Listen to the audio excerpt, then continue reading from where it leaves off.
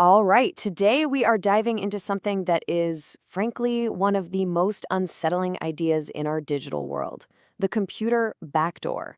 We're going to pull back the curtain on the systems we trust every single day and look at the secret doors you probably have no idea are even there. So let's start with a simple question to get our heads around this. Imagine for a second you've locked down your entire digital life, your bank, your emails, all your private stuff, with the best passwords, the strongest security you can get. But what if there was another key out there? A key you never made, a key you don't control, that can just walk right past all of your defenses. Well, that right there, that's a backdoor. So what is this hidden key, really? Let's break down what a backdoor actually is and, where the heck they come from. The official definition is pretty straightforward. It's a secret way to bypass all the normal security stuff. Think of it like a hidden tunnel that lets someone skip the password screen and go straight into the heart of a system. And while, sure, some of these are just honest programming mistakes, most of them, they're put there on purpose. And believe me, this is not a new idea. The concept's been kicking around since at least 1967, back when the experts were calling them trapdoors. It kind of feels like as long as we've been building locks, someone's been trying to build a secret way around them. Pop culture actually gave us the perfect example of this. If you've ever seen the movie War Games, the guy who creates the WOPR supercomputer builds himself a secret password-free account. Yep, that's it. A classic, intentional backdoor that gives him total control over his own creation. So that's the what. But how do these hidden keys actually get planted in real systems? And what kind of trouble can they cause when they do? Oh, the methods are all over the place. You've got worms that'll install a backdoor to turn your PC into a spam bot. You have Trojan horses, which look like a totally legit app but are secretly unlocking the front door. There was even that wild case where Sony BMG hid a rootkit on music CDs. And sometimes, the backdoor is just ridiculously simple, like a default factory password on your router that you just never got around to changing. But here's where it gets complicated. Not all backdoors are made by criminals. Some are actually required by law. In the United States, for instance, an act called CALIA has required internet providers to build in access for law enforcement since 1994. And this brings up a huge question. If you build a backdoor for the good guys, how on earth do you stop the bad guys from finding that exact same door? Okay, so we've covered the basics of how backdoors get in, but now we're going to go a level deeper. We're going to look at a much more sophisticated, much sneakier kind of threat. Backdoors that are designed from the ground up to be invisible and only usable by the person who made them. See, most backdoors are what we'd call symmetric. It's like hiding a master key under the doormat. Sure, you can get in, but so can anyone else who finds it. But an asymmetric backdoor, whoa, that is a whole different ballgame. It's like a lock that can only be opened by its creator's unique, one-of-a-kind key. Even if you find the lock, it's just a useless piece of metal to you. And this is where it gets really serious. This technique has a name, kleptography. And no, it is not theoretical.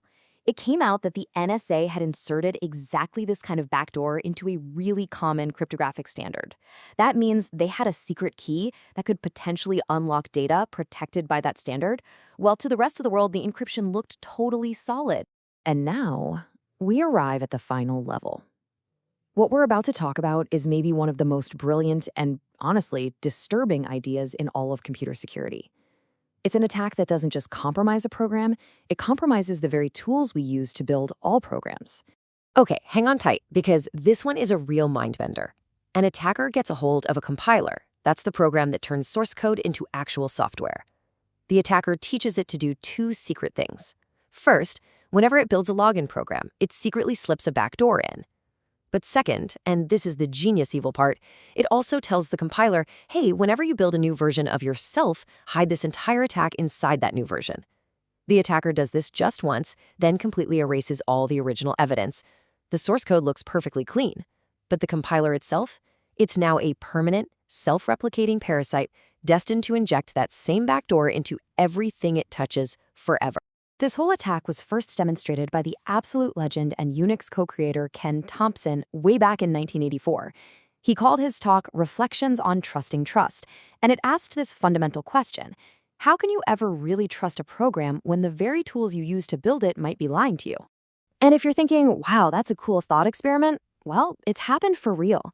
In 2009, a virus did this exact thing to a programming tool called Delphi. For more than a year, software companies were shipping out infected products to their customers without a clue, all because their own compiler had betrayed them. So all of this brings us to today. The core ideas behind these backdoors, deception, hidden triggers, attacking the supply chain, they're now being applied to some of our most advanced and cutting-edge technologies. People are now doing this to artificial intelligence. It's called model poisoning. By secretly feeding bad data to an AI while it's learning, they can create a hidden trigger. So the AI will work perfectly fine 99.9% of the time, but when it sees that one secret input, a specific word, a weird image, it executes a malicious command. And the really advanced attacks can hide that trigger not as a simple pattern, but as an abstract idea deep inside the AI's brain, making it almost impossible to ever find. And look, this fight has been going on for years. You had the NSA's crypto backdoor in 2013. In 2015, a compromised version of Apple's own developer tools infected thousands of apps. And just in March of 2024, an incredibly sophisticated backdoor was found in a basic widespread Linux utility. That one was so bad, it got the highest possible severity score you can get, a perfect 10.0. This threat isn't just sticking around, it's evolving. Which brings us right back to where Ken Thompson left us all those years ago. This whole trusting trust problem really gets to the deepest challenge in all of security. It shows us that even if we can read the blueprints for a building, the factory that makes the bricks might be compromised. So we're left with this really unsettling question. If the very tools that build our digital world can lie to us, then what can we ever truly trust?